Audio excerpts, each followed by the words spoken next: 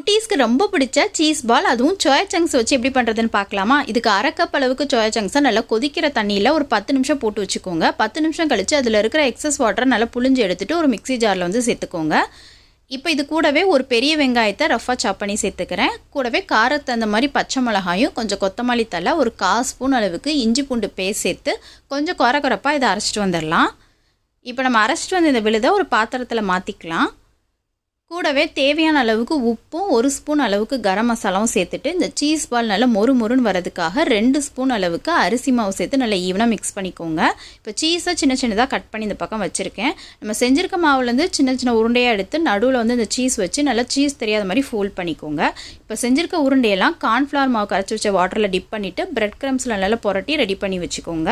இப்போ எண்ணெய் இங்கே நல்லா சூடாக இருக்குது. இதில் நல்லா 2 பக்கமும் கோல்டன் கலர் வர மாதிரி பொரிச்சு எடுத்துட்டோம் அப்படின்னா சூப்பரான கிட்ஸ்க்கு பிடிச்ச சீஸ் பால் ரெடி.